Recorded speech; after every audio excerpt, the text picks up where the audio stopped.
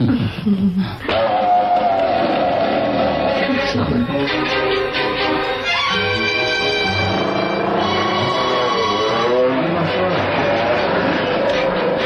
Mas?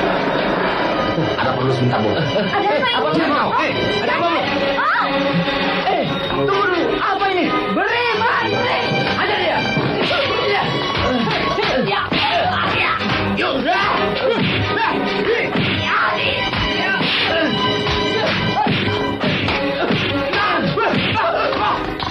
Hei, jangan begitu. Enak aja. Siapa jagoan maju? Kayak nggak ada hukum aja di negara.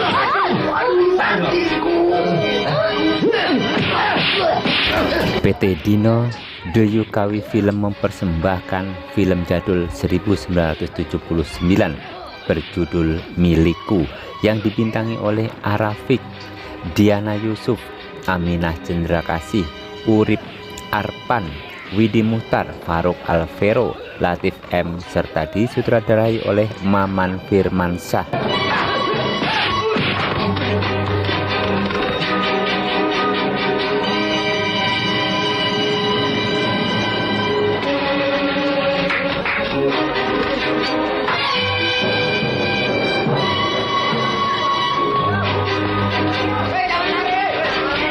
Rafiq dan Emma akrab sejak kecil. Di pantai asuhan yatim piatu, nasib memisahkan mereka. Emma diangkat anak oleh Nurdin, seorang pengusaha, sedangkan Rafiq diangkat anak oleh seorang seniman. Namun setelah besar, Rafiq pindah ke Jakarta dan mencoba peruntungan. Meski tidak mudah, ia terpaksa jualan obat bersama temannya Rahman. Waktu ia membantu seorang wanita yang sedang kecopetan, ternyata wanita itu adalah pembantu di rumah Emma.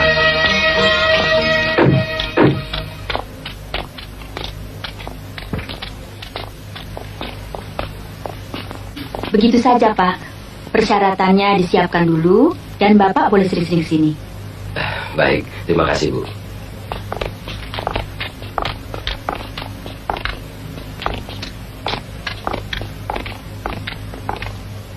Selamat siang, Bu. Ya, silakan. Terima kasih. Film dimulai ketika Pak Nurdin dan istrinya mendatangi panti asuhan untuk mengadopsi seorang anak. Hal itu dilakukan karena hingga saat ini mereka belum juga dikaruniai seorang anak. Untuk itu, Pak Nurdin sepakat dengan istrinya mengambil anak dari pantai asuhan. Anak pilihannya jatuh atas nama Emma.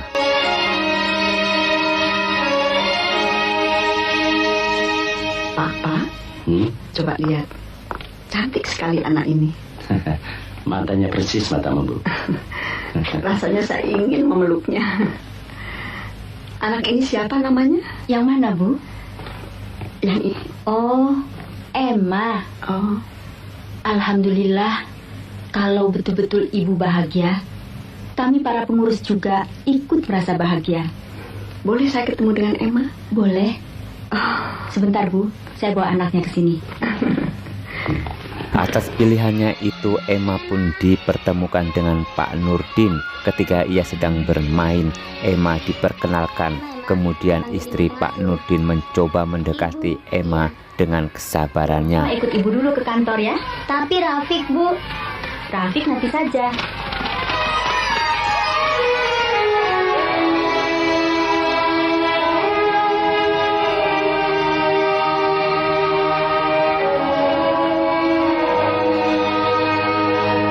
Nah, Emma, ini Ibu dan Bapak Nurdin.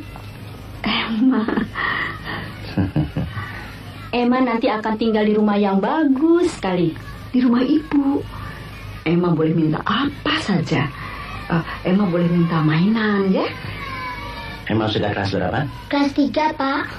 Emma dulu bilang kalau sudah besar mau jadi apa? Mau jadi bu guru, Bu. Emma pinter sekali. Emma boleh jadi apa saja, ya? Pokoknya Emma akan senang tinggal di rumah Ibu Nurdin. Ibu adalah Ibu Emma sekarang. Emma mau ya ikut Bapak?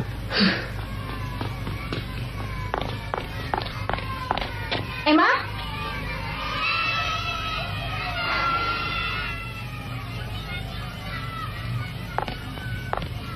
Saya harap ibu tidak kecewa.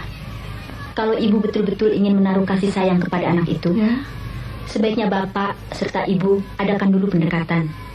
Rafiq, sahabat Emma sejak kecil, merasa sedih mendengar Emma akan pergi dari pantai asuhan. Namun Emma belum begitu saja menerima tawaran dari Pak Nurdin dan istrinya. Ia tampak berat meninggalkan pantai yang selama ini ia tinggalin bersama sahabat-sahabat kecilnya, termasuk Rafiq.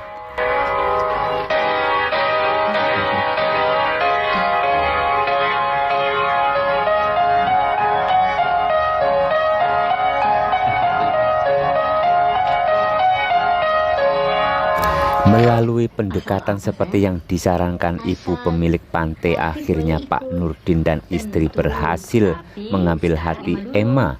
Dengan penuh kesabarannya, perlahan Emma merasa nyaman berada di dekat Pak Nurdin dan istrinya. Tapi sebelum itu apa? Sholat, Bu. Bagus. Sekarang Emma pamit dulu ya. Rafiq benar-benar merasa sedih karena Emma menerima tawaran Pak Nurdin untuk tinggal bersama. Rasa sedih Rafiq tidak bisa disembunyikan lagi meski Emma sedikit menghiburnya.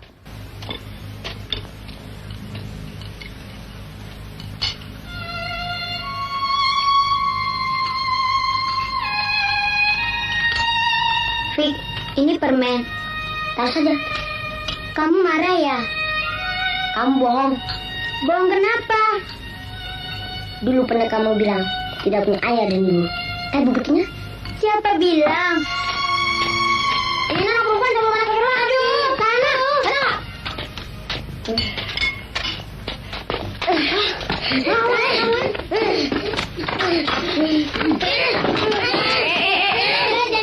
Aduh, kenapa jadi berkelahi begini? Ayo sudah.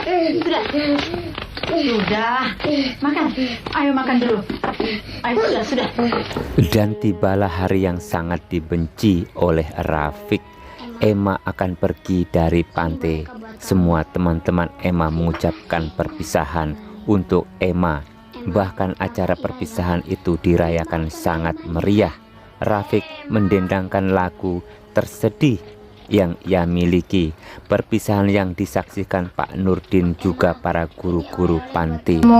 Semoga kau bahagia bersama ibu bapak angkatmu.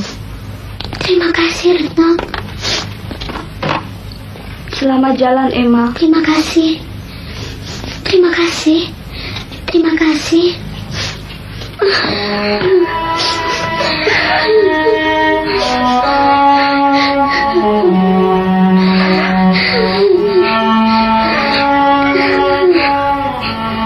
Ayo anak-anak, kumpul semua. Acara akan segera dimulai. Ibu Nurdin memberikan hadiah sepasang kalung untuk Emma dan Rafiq. Emma memasangkan kalung pemberian ke leher Rafiq. Isak tangis keduanya tak bisa dibendung. Mereka dalam tangis dan bahagia karena akan berpisah. Ini kalung dari ibu untukmu.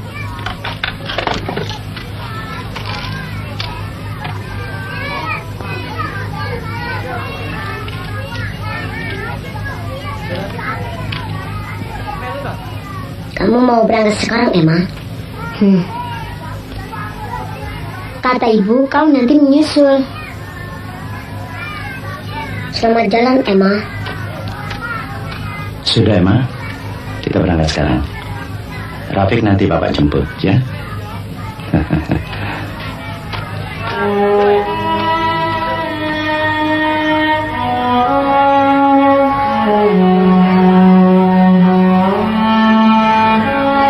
Pak Nurdin melaju kencang meninggalkan panti bersama Emma. Larian kecil mengiringi kepergian Emma dengan lambaian tangan, sementara Rafiq masih dengan kesedihannya. Ia pun dibawa seseorang yang akan membesarkannya. Dia adalah seorang seniman.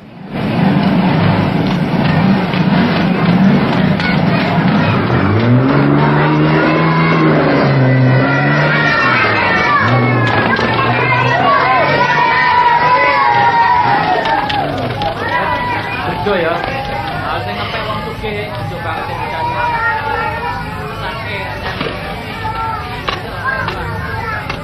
besok kita berangkat ke Jakarta ya. Kau sekolah di sana, ya. Sehari di rumah Pak Nurdin, Emma tak pernah menghentikan tangisnya. Bayangan para sahabatnya di pantai selalu tak pernah bisa lepas dari ingatannya. Istri Pak Nurdin berusaha menenangkan putri angkatnya tersebut dengan kesabaran.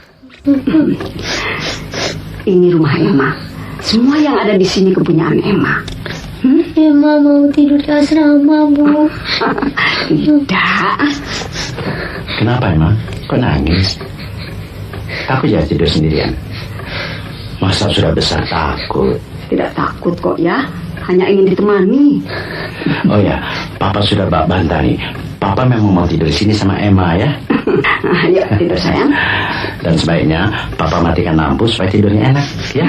Ya. Ayo. Oh.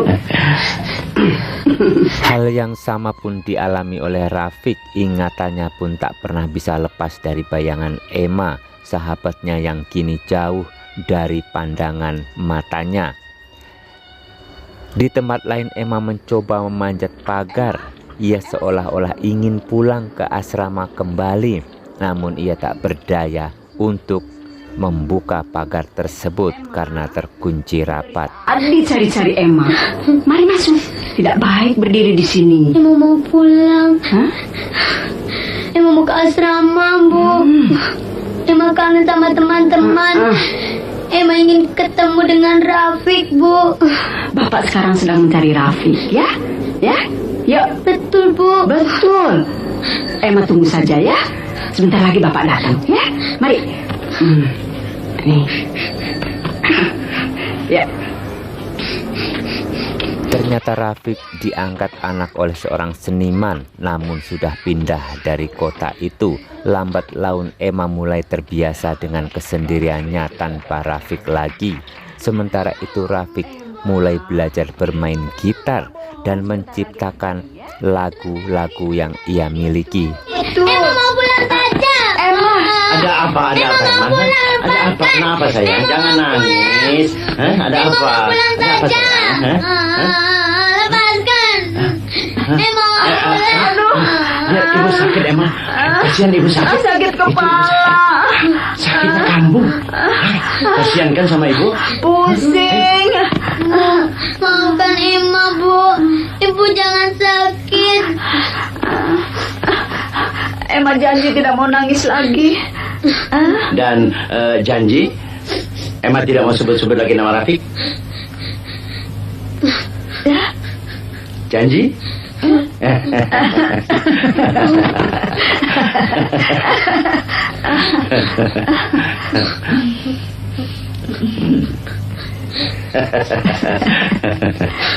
Nah, ini sini, yang ini. Nah, ini tekan sini.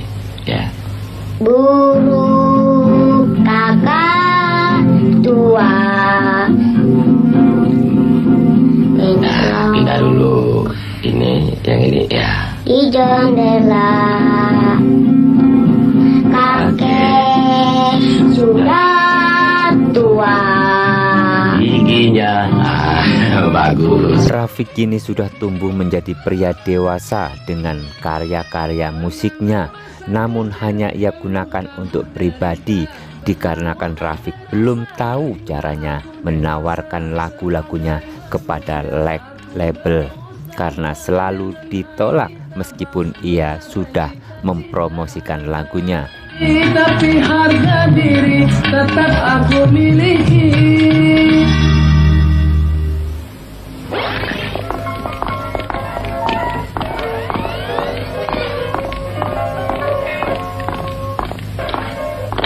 Saya senang sekali, suaramu begitu bagus. Perlu uang berapa? Terserah Bapak. Kartini sudah dibuat kwitansi? Sudah Pak.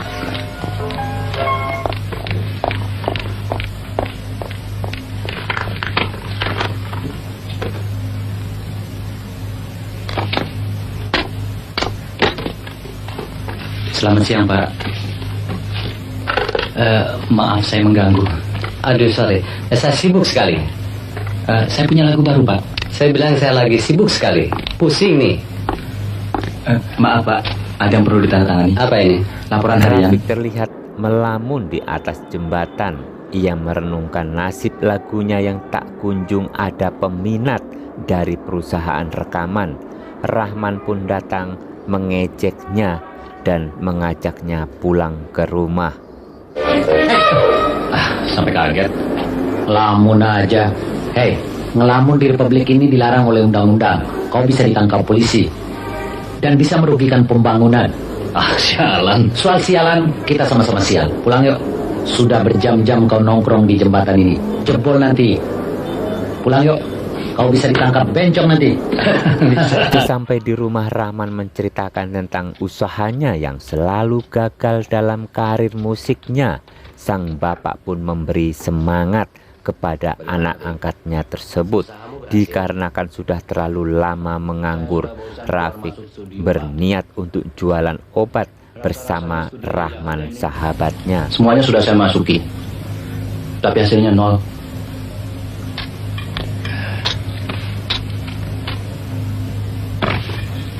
Sudah tentu, studio manapun tidak akan buka pintunya sebelum kau punya nama, Fik. Tapi kau tidak boleh putus asa. Tidak boleh, Fik. Kau harus lebih hebat daripada Abah. Dan kau harus tabah menghadapi hidup ini. Saya tidak putus asa, Pak.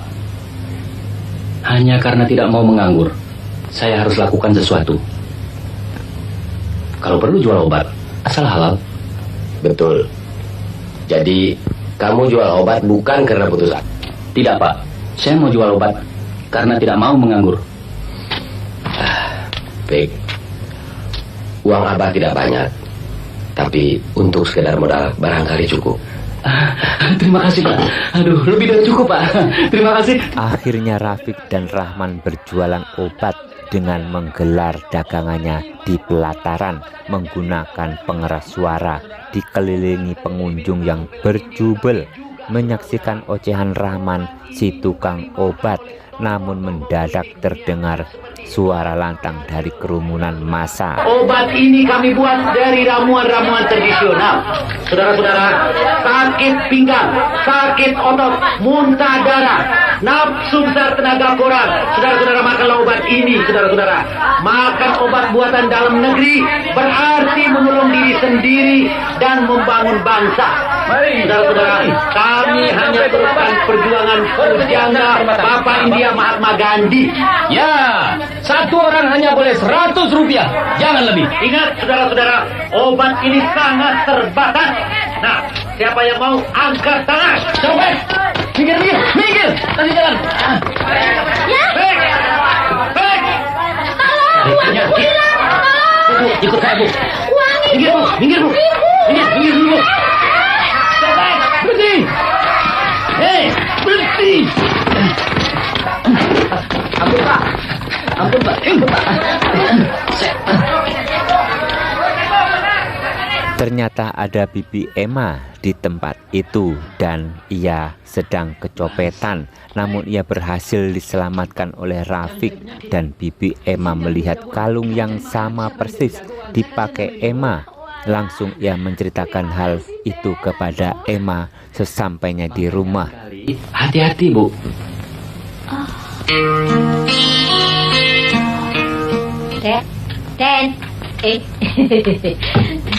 Dan Emma, ada apa sih, Bi? Sini Bibi bilangin. Aduh, Bibi hampir mati sesek di pasar. Iya. Jangan komentar dulu. Sini. Bibi bilangin. Aduh. Kalung. Iya, kalung yang mana? Kalung yang dipakai Den Emma waktu masih kecil. Sama Den Taufik barangkali. Iya, Taufik. Bibi di mana? Ketemu di mana? Bibi ketemu di pasar. Ketemu. Betul. Dia pakai kalung seperti Den Emma punya. Bibi salah lihat kali. Oh, orang Bibi lihat jelas sekali. Dekat sekali. Rafiq pun menceritakan masa kecilnya bersama Emma kepada Rahman sahabatnya yang langsung meminta Rafiq untuk segera melupakan Emma. Dan seketika itu Rafiq ingat kalung pemberian Emma dari Pak Nurdin untuk mereka berdua, yaitu Rafiq dan Emma. Begitu sudah dewasa dong. Kayak apa sih orangnya? Cantik? Mana aku tahu. Yang penting aku tidak bisa melupakan masa kecilku bersama dia. Kalau begitu lupakan saja. Buat apa ingat masa lampau? Enaknya kau. Apa? Cinta? Jangan macam-macam. Sudah nganggur, pakai cari penyakit lagi. Kau nggak tahu urusannya sih. Nasib Pak. Sementara itu di rumah Emma dan ia tampak membayangkan Rafiq, sama halnya dengan Rafiq yang juga melakukan hal yang sama di tempat yang berbeda.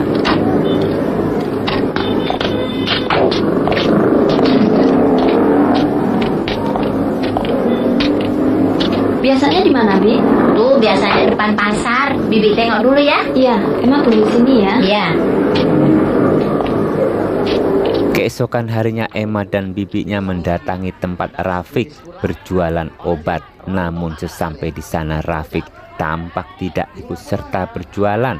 Menurut sahabatnya, Rafiq pergi ke Semarang bersama Rahman. Tuh masih pagi kok. Udah kosong. Laris ya? Kosong-kosong kagak laku. Ngerecokin aja lah. Ayo, gocap. Tuh sebelah temennya kemana? Almarhum. Ayo.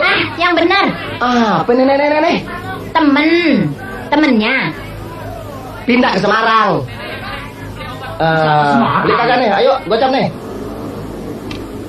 Kalau temannya datang, bilangin ada yang nyari. Ini alamatnya nih. Bukan duit dikasih, kertas dikasih. Mana tulisannya keriting lagi. Jangan lupa. Rafiq dan Rahman pun mencari alamat sesuai yang ditinggalkan bibi Emma kepada temannya. Ternyata mereka salah alamat. Yang dimasukin adalah rumah bordir para wanita. Hal itu membuat Rafiq dan Rahman lari kocar kacir. Apa maksud dengan saya? Enggak salah alamat ini. Mari masuk. Jangan ampun lu. Sudah. Saya mau ketemu sama Emma.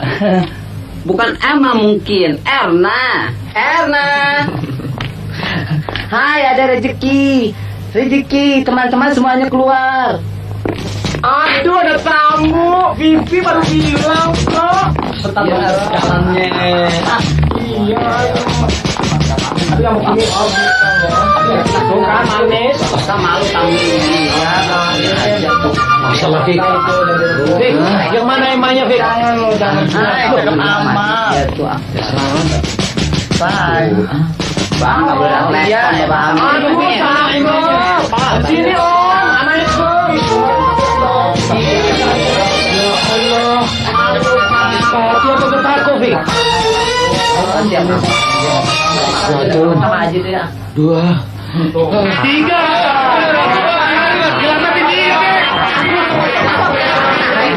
Kembali Rahman mengoceh menjajakan dagangannya obat dengan diiringi suara merdu Rafiq yang melantunkan irama lagu dangdut, menambah daya tarik tersendiri dalam menjual obat. Jualan mereka hari ini laris manis, habis terjual tanpa sisa lagi. Siapa aku, orang sudah kenal semua. Penjual obat yang tidak ada duanya. Aku datang dari jauh seberang sana dengan membawa suatu kabar gembira.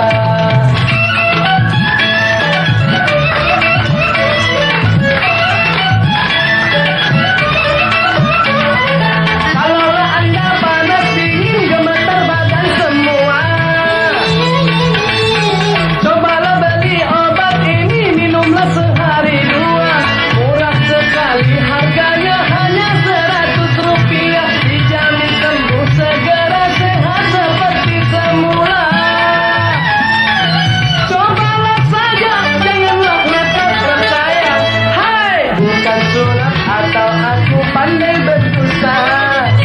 Tapi memang obat ini luar biasa. Siapa aku, orang sudah kenal semua. Penjual obat yang tidak ada duanya. Sementara itu Rafiq dikagetkan oleh seseorang yang mendengar suara merdu. Rafiq ia berniat akan membeli lagu-lagu Rafiq. Namun sayang, Rafiq tidak akan pernah berniat menjual lagu-lagunya. Ya, sedih, jenaka, tinggal pilih saja. Cuma nasibnya saja masih jelek. Tunggu apa lagi? Hei, Kau tahu, aku membuat lagu bukan untuk dijual, tapi semata-mata untuk menunjang karirku. Akhirnya Rafiq mendapat tawaran bernyanyi di panggung yang cukup besar di daerah Semarang dengan bayaran yang tinggi. Penonton disuguhi alunan suara merdunya. Beberapa lagu ia perdengarkan di hadapan para penonton.